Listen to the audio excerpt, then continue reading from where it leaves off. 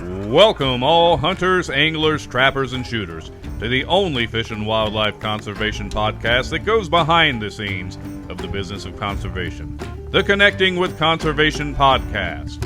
Our podcast is hosted by Jon Gassett from the Wildlife Management Institute and Jim Curcuruto of the Outdoor Stewards of Conservation Foundation. Jon and Jim will talk with experts from all sectors of the conservation arena about their passion for conserving the great outdoors. So please welcome our hosts of the Connecting with Conservation podcast, Jon and Jim.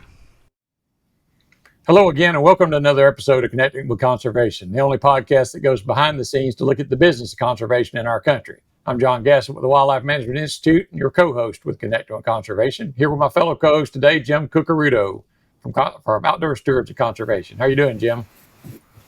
I'm doing good, and I'm ready to learn. I'm sitting in front of the class, got my notes out. I love the Connected with Conservation podcast because we get to talk about a lot of cool stuff, and a lot of it I kind of at least have some good general idea, but today's topic is relatively foreign to me. It's extremely important. It's, hits close to home, but I'm ready to learn, and I'm excited to have Mark Luter here from SCWDS, and we're going to talk about wildlife diseases and, how that connects to conservation. So welcome, Mark. Why don't you give us a little background on yourself, and then we'll get talking about some diseases. Sure. Yeah. Well, thanks for having me. My name's Mark Luter. I'm the director here at SCWDS, which stands for the Southeastern Cooperative Wildlife Disease Study. And we're based at the University of Georgia. Our unit was founded in 1957, actually by state wildlife agencies that at that time were, faced with health and disease challenges in wildlife, yet they didn't necessarily have at the individual state level any capacity within the state to, conduct research, diagnostics, or just really have sort of a disease brain on staff, so to speak. And so, that's a tall order for an individual state to put together resources to house all that in an individual state. So they went the cooperative route in about 11 states in the Southeast. Got together, formed a cooperative, pooled their resources, and focused us here at the University of Georgia. And we've been zipping along ever since. And it's funny. I know today we're going to talk quite a bit about hemorrhagic disease, which is a very important viral disease of white-tailed deer and some other species. But it's in fact that disease that founded our unit. So at mid-century there were still some active restoration efforts ongoing with white-tailed deer, believe it or not. And there were these cyclical sort of outbreaks of disease that caused severe mortality throughout the Southeast.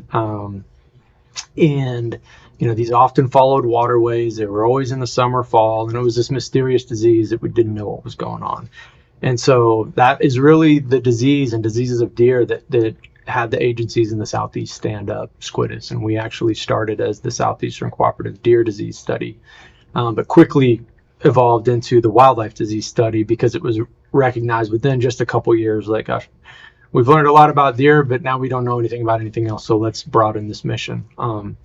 And so, fast forward to today, we're still, of course, studying hemorrhagic disease, but our, pretty much if it's a free-ranging wild animal in the southeastern United States and really parts of the Midwest and Mid-Atlantic and Northeast, we probably are working on it, in some fashion from a disease perspective. So we work hand in hand with state and federal wildlife agencies, and really try to do our best to focus at the population level. So very much, we're interested in the individual, but as a window into the population.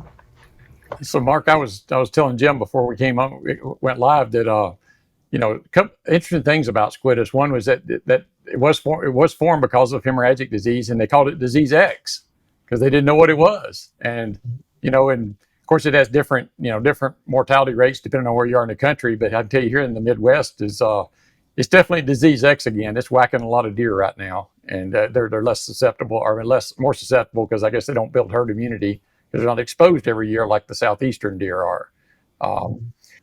Another interesting factor I always thought was, some artifacts that we still use today that came out of that was the first dart gun for wildlife was created at SCWDS, so cooperative between SCWDS and the School of Forest Resources there, because you got to put your hands on deer to figure out what's going on with them, and they developed the dart gun there, which is an interesting story in itself. But tell us a little bit what the current state is of hemorrhagic disease in the U.S. right now. I know it is cyclical in a lot of places, and right now we seem to be having a hot time of it up in the Midwest. Yeah, absolutely. And that's kind of the thing with hemorrhagic disease. It's, there's the other sort of big disease of white-tailed deer called CWD that we all sort of know and have grown to hate so much. And that one's constant, right? We're always kind of weighed down by CWD. The one nice thing about hemorrhagic disease is, if there is anything nice about a pretty terrible disease, is that, like you said, John, it is cyclical, right? It ebbs and flows, it comes and goes, and it's seasonal. So those kind of things let us relax a little bit, after that transmission season. And we can get into more of that sort of natural history of the disease and some of those details. But this year is a pretty big year for hemorrhagic disease, especially sort of in some of those mid-Atlantics and mid-Atlantic states and upper Midwest, and getting into sort of the Northeast a little bit. I'd say most activity that we've had so far is really kind of centered on that Ohio River drainage, parts of Western PA, Southeastern Ohio, into West Virginia, spilling out into Maryland, and then down into Kentucky, and even Tennessee. But there's a pretty big focus right there of pretty sustained activity for the last couple of months, and a lot of mortality, a lot of reports of dead deer, a lot of concerned hunters. Outside of that, there's, shifting a little bit to the west, there's been quite a bit of activity this year in northern Indiana and in Michigan, and then Montana has kind of come on late, eastern Montana, and then down south we've also had, in sort of some of the southern tier states, we've had quite a bit of activity actually this year in Georgia, here not too far from here, but also Alabama and Mississippi have had some cases, as well as Florida. So that's kind of usually how it goes with hemorrhagic disease on a given year. You kind of have these sprinkling of cases. We know there's going to be activity every year somewhere. We just don't always know where it's going to be. And sometimes, where it's going to be can kind of tell you a little bit about how bad it's going to be. Sort of as an example of that, you touched on it there, John, but, in a lot of these northern areas, these deer have less sort of life experience with these viruses. And this year, when we got our first detection here at SCWDS, we do a lot of diagnostic support for state agencies. In just the last week or so of July, we got positive results from a deer in Pennsylvania, West Virginia, Kentucky, and Mississippi, all kind of in the span of 1 week in late July. So that was kind of the first clue that, like, okay, things, this is pretty early in the season, things are probably going to gear up. And then they did. Like August and September, the floodgates opened, and we were getting, lots of submissions daily, lots of positives daily. It's sort of in that geographic footprint that I talked about. And there's a lot to dissect there. I'll let you guys go where you want to as far as, what's changed in the north versus the south. You could talk about it. I feel like I got to raise my hand like I'm in class. I'm learning all this stuff. You guys are already way past me, and maybe our audience too. Like, so is the disease the same as EHD? Like, what's the full name of it, and what causes it? Is it like, I think there's a mosquito or a mite or something, and how did deer get it? No, thanks for settling us down there, Jim. All right, so, hemorrhagic disease is what I usually call it. And hemorrhagic disease is really, it's a syndrome, because there's actually two viruses that cause this syndrome that looks the same. Epizootic Hemorrhagic Disease virus, or EHD, as folks usually call it, and then Bluetongue virus, or Bluetongue. These are two viruses that are very closely related, but they are distinct. And when you look at what those two viruses do to a deer when they infect it, the clinical signs it causes, the lesions at a necropsy or postmortem exam that we see, they're identical. So then you kind of lump them in together as an umbrella of hemorrhagic disease. And so these are two different viruses, and so the other sort of key point of this disease is that it's vector-borne. So the only way a deer is going to become infected with EHDV or bluetongue is by the bite of a Culicoides biting midge. Culicoides are some people, you might have heard the names noceums or punkies or 5-0s. These are very small insects, maybe 1 to 3 millimeters. There's a bunch of different species. If you've ever spent time, especially like in the coastal plain in the Southeast, some other areas at the wrong time of day, you've been feasted upon by Culicoides biting midges. Probably not the same ones that are vectoring EHD and bluetongue to deer, but they're a tremendous pest species for beachgoers and fishermen, others that are sort of enjoying the water in the coastal marshes and whatnot. But that is the only way that these animals can become infected, and that is what anchors this disease into the summer months, right? Because it's the only, transmission vessel is going to be through those Culicoides biting midges, which those populations sort of are at their peak in those summer months. And so that's sort of the reason that we only see this disease during the late summer and early fall. Okay. I'd also heard, and I was in New York hunting most of my first 50 years, and we only, I think, had it maybe 7-8 years ago was the first time I recall. It was pretty substantial in the area. I was in Putnam County, New York, but somebody had told me that like drought conditions, lower water, the midges live in that mud line or something, like that deer go for a drink and then it goes up their nose or something. Am I simplifying it, or how's it transmitted again? So there's some close things there.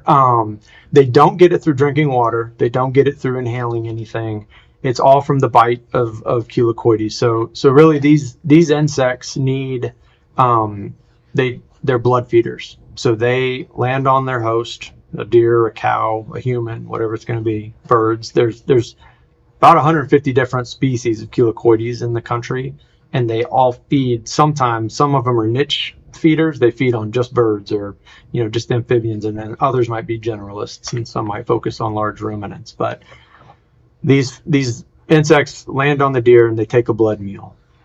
And the reason they take that blood meal is because these are the females that are feeding. They need to develop their eggs for the next generation. So they're just trying to get proteins and fat from that blood in order to produce their eggs.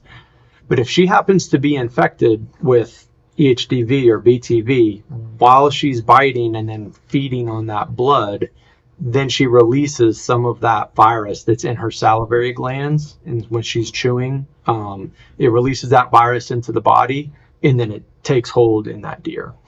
And so it must be a bite from a Culicoides. And yes, they do breed in a variety of habitats. If we think about mosquitoes, you put you have clogged gutters or a tire on a property and it's filled with sort of rich substrate, standing water. You can look in there and you can see mosquito larvae darting around in there. That is not what most Culicoides species do. Culicoides would drown. Most species of Culicoides would actually drown in that environment. They're not good swimmers. They need sort of structure and substrate in there. So most of them will breed in mud or even like leaf litter, tree cavities. There's some dung breeders. So it's a variety of like semi-aquatic habitats, but mostly think mud rather than freestanding water. And so anything that creates, so that's a little bit confusing when what you just said, drought, right? Okay, well, if they need water, why are Culicoides, why is there bad hemorrhagic disease during drought? And not every drought do we get a bad hemorrhagic disease outbreak. But we can kind of look at this year, for instance, up in that area of, sort of the Midwest and some of those mid-Atlantic states where we're seeing a lot of activity. It was a wet spring. And so a lot of those aquatic, habitats sort of were seeded with water, but then the faucet kind of turned off and it started to dry. And so we got this dry, it wasn't a drought, it's not a severe drought, but the trend was drying. So it was wet and then it's drying. And so if you have a lot of those, aquatic habitats on the landscape and then it starts to recede and dry, you can leave around potential habitat for Chelocoides. And so yeah, sometimes it's that convergence of lots of different factors that sort of really play into the hand of the Chelocoides and their breeding habitat, but also just, their life history, and the time it takes them to develop through their larval stages and the time it takes them to, develop their eggs and lay them. A lot of those factors are temperature dependent, meaning at higher temperatures, everything goes faster. So you can see during the hot summer months of, August and September, that system depends on temperature, so you can slow it all down if you turn the temperature down. If you turn the temperature up, you can speed it all up. So that's really how some of those outbreaks can really get away from us, because the life history of the Chelocoides, from the time it spends in an egg and then it hatches into larvae and goes through all these different stages, and then to adulthood where you've got a female flying around looking for a blood meal, that can shorten to days rather than weeks during like the springtime. And so those generations, you can really pile up, the life cycle, and all of a sudden you've just got this factory for Chelocoides that really kind of put more Chelocoides in the environment. They kind of tip the scales and make the whole thing a little bit more efficient. So Mark, I think one of the reasons some people maybe associate it with drought or whatever is that often sick deer are found near water.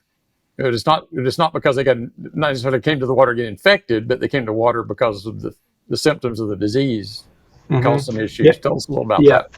Yeah, so we often see deer dead in water or near water, but to some degree, a lot of deer, riparian habitat is good deer habitat. So you live and die in the same place often, but the theories regarding why they go to water like that are, some could be thirst, some could be they're febrile, they have a bad fever, sometimes their feet hurt. So just to tell you what this disease is like in deer, it's a bad one. It's well named. It's a hemorrhagic disease, so it's like a hemorrhagic fever. And so, in an individual deer, John alluded to this earlier, but it kind of depends on where you are in the country. If you're a deer, how significant of a disease this is to you. But, in general, deer can have several different outcomes if they're infected. They could be subclinical, meaning they get infected, but they really don't show any signs of disease.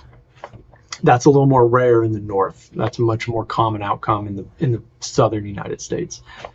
You could then have, some deer that literally within 4 days of being infected, they fall over dead.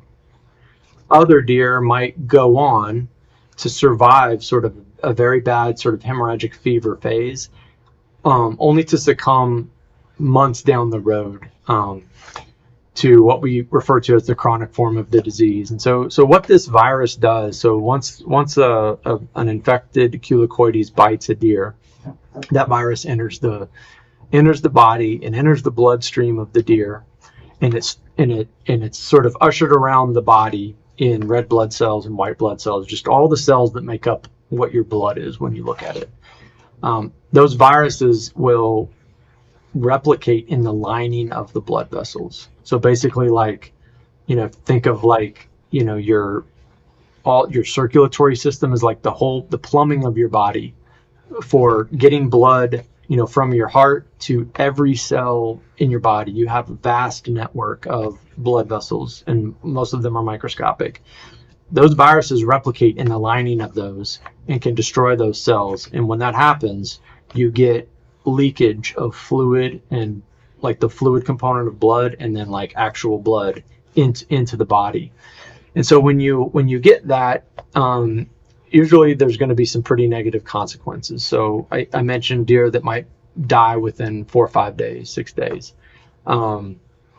Those deer, sometimes their lungs will fill with fluid, or their chest cavity will fill with fluid to the point where they can't, like, you take a breath but can't move your lungs, so it's just like you're kind of suffocating. Their heart sac will fill with fluid. So those are some of the more horrific, kind of outcomes that are very rapid, and somebody's, scouting before season, they stir up a deer, it runs, 20, 30 yards and falls over dead because it just can't keep up with all that fluid pushing in on it. So some deer will survive that.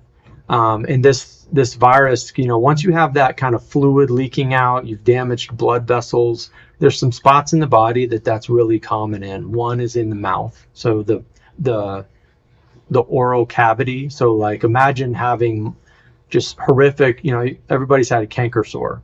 Well, imagine one that's like a centimeter or 2 wide and deep, and you've got multiple of them in your mouth. How terrible life would be. Some of them will slough their tongues.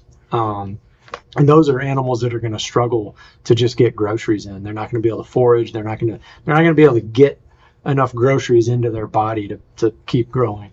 Those deer, oftentimes, if you look into the stomach lining of a deer, that's the magical part of a deer, right? That's what allows them to eat kind of low quality, like forage and vegetation, and turn into deer. But that's kind of it's got this pretty shag rug appearance. And those are really important, those little structures in there for being efficient and turning all that vegetation into deer. But this virus will kind of destroy all of that lining. And so these deer are walking around eating. They might have a rumen, a stomach full of forage, but they can't do anything with it because their stomach lining has been destroyed. And so those are those deer that, are super skinny, wandering around, limping around. We'll get a lot of those that are sort of like mercy, humane dispatches by hunters when they see an animal like that. Those are sort of our more chronic form. And so you kind of have those, nothing happens, I fall over dead, and I die a painful death over winter. But then a lot of stuff in between that happens too. There's plenty of deer that kind of have a mild form of disease, and they do go on to live, and they don't have those severe consequences. But generally speaking, the more severe outcomes as you go north in the country, that they're going to predominate. You're going to have a lot more dead deer on the landscape in, say, Ohio than we are in South Georgia, South Alabama, South Mississippi. And a lot of that has to do with how regularly these viruses circulate on the landscape. And so these deer have a lot of life experience in the deep South with seeing these viruses and surviving infection. Whereas in the North, it might just be once in their lifetime that they see it, and it doesn't have a good outcome. So the Southeastern deer are on a better vaccination program than our Midwestern deer then. Yeah, that one that we had in New York, it wiped out a good chunk of the population. I ended up taking a year or two off because there just weren't a lot of deer. I figured to let it recover. But is there any cure, or is anything hunters or landowners can do? If a hunter or landowner sees somebody, do they report it to the DNR? Yeah, that's for the most part, it's that, it's reporting, staying engaged with the agency, letting them, most agencies are pretty dialed into this disease. It's so well known, and it's been on landscape for so long. And most of it is rooted in that. There's not a lot from a management perspective, that we can do aside from, manipulating, bag limits, season lengths, etc. After bad years. And sometimes that does occur, and that's occurring this year in selected places, and it's occurred previously. But I will say that, this is it's a dramatic disease, right? There's parts of, you can be on a single property in a drainage, and you can find dozens. If you walk far enough, you could be talking about hundreds of dead deer on the landscape, right? Sometimes during outbreaks, there's the stench of decomposition in the air. It's so bad, right? And so that's a pretty jarring sort of experience for people on the ground, especially hunters, right before season, doing some scouting, and really excited for the season, and then HD comes and rains on the parade. And so certainly there's, multiple examples of that, being of consequence to somebody's, success in a particular season. But I will say that over, many decades, really, more than a century now, deer in this country have been living with hemorrhagic disease, right? It's something that, Mother Nature sort of did this experiment for us, right? Like we've had hemorrhagic disease on the landscape for over 100 years that we know of, suspect. And deer populations have been quite variable over that time, but over, in the last, 50, 60 years, think of the massive recovery, that white-tailed deer went through. And they did all of that in the face of hemorrhagic disease. And so yes, it can be dramatic and bad, and it can impact a population on a local scale. But what we've seen is that it's transient.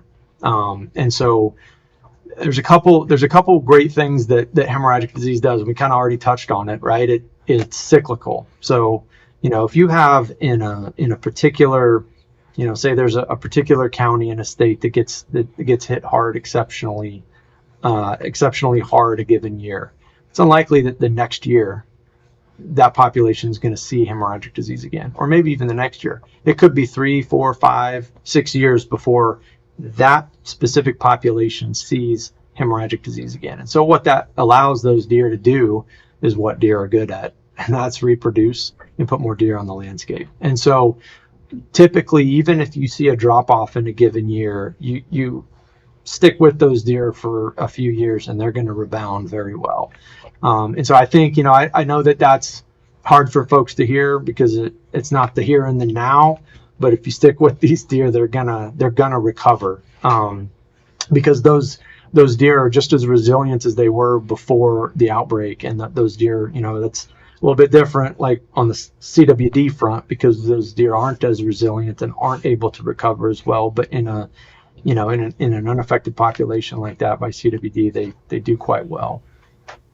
So, Mark, a couple of questions. One is concerns about hunters eating deer during a bad outbreak. I mean, hemorrhagic disease does affect people. It does not, which is great. So yeah, these viruses do not infect people. And I've mentioned before, especially like in the South during, early archery seasons or whatnot, it's not inconceivable that there's deer running around subclinically infected with these viruses. I'm sure we've consumed, these deer that are not sick and have, no problems with EHD or Bluetongue. The exceptions here would be those sort of some of those nightmare scenarios I described with like skinny deer struggling with ulcers in the mouth that are probably also have bacterial infections. Those deer may be not suitable for consumption, but that's true. That's just because it's a sick deer. That's general kind of guidance for any deer that's, outwardly sick like that and has potentially evidence of, a systemic infection or body-wide infection. That would be, but yeah. So luckily, there's really no concerns with consumption of venison. Yeah. So if it looks normal, otherwise, it's good to eat then, as far as hemorrhagic is concerned. So You just use your common sense and your practices you've always used, for sure. So my second question is more of a statement, but I want you to react to it. Is that I hear hunters use the terms, the two diseases interchangeably. It's not the same as chronic wasting disease. It's not even in the same. I mean, chronic wasting disease is not even a virus. It's a misshapen protein versus but outwardly, it produces emaciated deer. EHD can produce emaciated deer. So I think people get them confused very easily, but yes. Two totally different things. Two totally different things. Yes. And And that's kind of the the tricky thing. Like, I think a lot of times, sometimes we think like, oh, well, every deer dead near water is hemorrhagic disease, and then we think every deer that's skinny is chronic wasting disease, right? But it's definitely not true. We find all kinds of diseases in deer that are dying in or near water. And on the flip side, we find all kinds of very skinny, emaciated, sort of the classic skin and bones deer that could be something else, right? And chronic hemorrhagic disease is definitely one of those things that can sort of mimic what a deer with end-stage chronic wasting disease might look like. But yes, they're very, very different. Yeah, good example is we had a case when I was director in Kentucky of a stock pond that there was, I remember now, 8 or 10, 12 deer carcasses around it. And it was, first it's chronic wasting disease, and it's hemorrhagic. It's like nobody's looked at the scene yet, but they're already speculating on what it was. And it was a lightning strike. So, so just because a deer or a bunch of deer are dead near water, there's lots of things that kill deer and lots of things that kill deer near water. So that's right. Yeah, that's the importance of, a lot of biologists in the field, when they investigate a call from the public, a lot of times they'll do a necropsy, or they'll start to open the animal up, take a look in the field, and they'll really start to quickly narrow down, what it is. And so that's something that agency biologists out there do out there every day. Well, we blew through a half hour pretty quick on one topic, and I know there's tons of other diseases, that avian flus and rabbits and all sorts of stuff that you guys work on. I appreciate all that work, but I do want to we always try to connect to conservation here. So I think one of the ways we can easily connect this is the funding source for positions that you have. And I know state DNRs have wildlife biologists that study diseases, and there's labs across the U.S. And I assume some of that funding comes from hunting license dollars, as well as excise taxes on guns and ammo. Is that a connection? Absolutely. And that's really how, SCWDS, our group, we've got our faculty here that are sort of your normal university faculty, supported by the University of Georgia, but all of our staff, all of our, the lab testing that we do for our agencies, the research we participate in, that's all supported by, varies from state to state, but it's PR dollars. And then that's also connected to general fund in some of the states too. So so we're very much connected in that way. That's why SCWDS is here, is through those efforts, those funding streams. All right. Well, I appreciate all that you guys do. I have to say EHD because I can't pronounce the whole thing. And so I'm glad there's smart folks like you working on this stuff. Where can, our listeners and viewers find more information on squiddage and wildlife diseases? So, if you just sort of put into Google SCWDS, it would pop up with our, with our website. But that's probably the easiest way. We have several other resources that are, can kind of be found on that website. There's a brochure on hemorrhagic disease. We've got a field manual that sort of dissects the topic, and some fact sheets and other things. But that's the best way, probably. You'll probably learn more about diseases than you ever wanted to know just by looking at their website. So, well, Mark, thanks for coming on. You run one of my favorite groups down there. I've went to school there. I worked with SCWDS. I've always had an affinity for it, and I just have a personal interest in disease. And I think most of the people that are in the outdoors do. I mean, they're concerned about their wildlife. They want them to be healthy, and when they're not, they want to know what happened. And what can we do to mitigate that in the future. So we appreciate all you do there. Appreciate all your staff does, and just thanks for doing it, and keep it up. Appreciate it. Thank you, John. Well, to our listeners, thanks for listening. If you like this, give us a thumbs up. Subscribe if you would. That helps us, and you'll also get notifications when our next episodes drop. And other than that, we'll see you in the woods or on the water. Thank you. Thanks for listening to this episode of the Connecting with Conservation podcast. please do us a favor and tell your buddies, friends, family, and others about what you've learned here today. If you like what you heard, come on back anytime and listen to another episode of the Connecting with Conservation podcast.